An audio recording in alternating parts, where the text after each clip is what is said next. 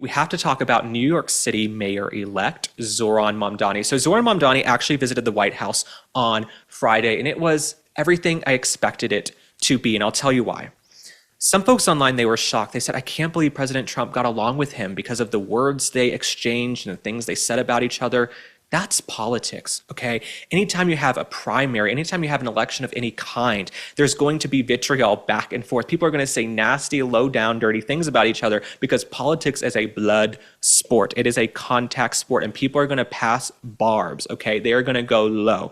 Michelle Obama said, when they go low, we go high. No, when they go low, we go lower. Okay, so I expected, though, when Zohran Mamdani came to the White House, I knew he was going to get along with President Trump for a few reasons. Number one, President Trump is a guy from New York, okay? Before he was ever president, he was pretty much the face of New York, of the New York Post, of Page Six, in every magazine, every paper, New York magazine. He was that guy, okay? He was that New York guy who built the New York skyline. He grew up in Queens, looking at the Manhattan skyline, thinking, what am I gonna do with that, right? How am I gonna build and be this huge success in my life and climb the highest mountain? And so I knew going into the meeting, he loves New York more than he probably despises what he calls his little communist friend. Okay, Zohran Mamdani, his little communist friend. Now, you guys know I have huge issues with many of Zohran Mamdani's policies, including the $65 million for transgender people. I don't think New Yorkers who are struggling should have to spend tens of millions of dollars for transgender people to have surgeries. That is wrong for me.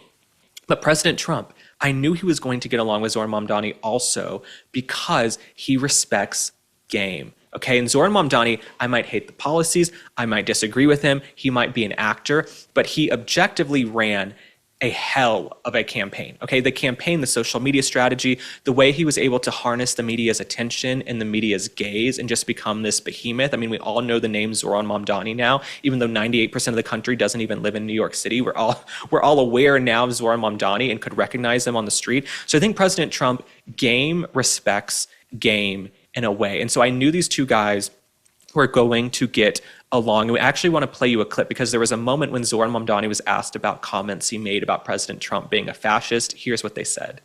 Are you affirming that you think President Trump is a fascist? I've spoken about... That's okay. You can just say yes. Okay. All right. Okay. Yeah. It's easier. It's easier than explaining it. I don't mind. Now, that is exactly who I know President Trump to be. People make President Trump out to be this egomaniac who's all full of himself and he can't take a joke. I think he can be very self-deprecating. I think he's very aware of his brand. He's very aware of perception. He's very aware of the media. He's been dealing with them for decades before he was ever in elected office. And so I think he's standing there or sitting there going, I don't care. Call me what you want to call me. You know, I'm the president. It's no big deal. And I think he enjoyed getting along. And I think it really threw the media for a loop. But Zohran Mamdani, who's actually asked on NBC's Meet the Press about his fascist comments, and he still doubled down, which in a way I kind of respect. Okay, if you're going to call someone a fascist, just own it. Okay, don't switch up now that you guys have gotten along and things are a little more hunky-dory. So let's look at that clip. You were about to answer. Then President Trump sort of jumped in and he said, quote, that's okay. You can just say yes. It's easier than explaining it. So, Mr. Mayor-elect, just to be very clear, do you think that President Trump is a fascist? And after President Trump said that, I said yes. And so you do? And that's something that I've said in the past. I say it today. And I think what I appreciated about the conversation that I had with the president was that we were not shy about the places of disagreement about the politics that has brought us to this moment. And we also wanted to focus on what it could look like to deliver on a shared analysis of an affordability crisis for New Yorkers. Now, I think what President Trump did when he said, yeah, just call me a fascist, whatever, I don't care, he proved that these words have really lost their meaning in the zeitgeist, in the culture, because President Trump, he was called a Nazi, a fascist, Hitler, a threat to democracy, and then he went on to win the popular vote in every single swing state, and Republicans won the House and the Senate, right? So these words didn't really impact the voters in any real way. Now, I will say, that type of rhetoric and demonizing Republicans and calling them fascists and threats to democracy, it's why we see assassinations. It's why we see a rise in violence. So I think we need to have that conversation. I don't think we should just be calling each other fascists willy-nilly, but Zohran Mamdani proved that he doesn't even mean it, okay? Because if President Trump was such a fascist and a threat to democracy, would you guys be like chumming it up and hanging out and dabbing in the Oval Office and laughing about it? No, you wouldn't. But these Democrats are a bunch of overgrown theater kids, especially Zohran Mamdani, okay? Especially Zohran Mamdani, and these words actually mean nothing to them, okay? They run around with their little talking points like Zohran Mamdani, and the words don't actually mean that much. So it'll be interesting to see what happens with President Trump and Zohran Mamdani, right? A relationship can turn on a dime in politics. A week from now, they could be fighting again, and there could be some situation going on. But President Trump, he loves New York. He's from New York. His family's in New York. His friends are in New York. So I think he will make an effort, and Zohran Mamdani will make an effort to have some meeting of the minds on issues, because we're all concerned with the affordability crisis, with cost of living. We're all concerned with immigration, even if we might have very different ways of going about those things. So having a president who can get along with the mayor of New York City, one of the biggest cities on earth, is a good thing.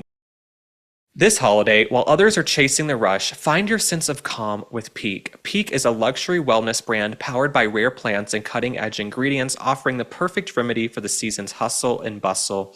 Their science-backed botanicals, minerals, and vitamins support metabolic function, immune health, sustained energy, and radiant skin. In this festive season of joy, choose serenity as the ultimate luxury with Peak. Peak is proud to introduce Sun Goddess Matcha, an organic ceremonial superfood blend that redefines your daily ritual. Crafted from the purest tea leaves, it provides a smooth, sustained energy for a calm mind and a radiant glow.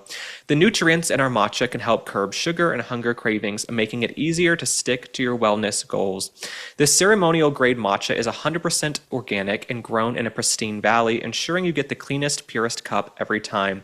I drink it in the morning to wake me up, soothe my throat, and keep me energized all day long. Feel the holiday magic and unlock your healthiest glow with the most exciting offer of the season. 20% off site-wide for life, plus a complimentary exclusive holiday bundle. Go to peaklife.com/link. That's PIQUE life.com/link. This is hydration redefined. So try it and glow from the inside out.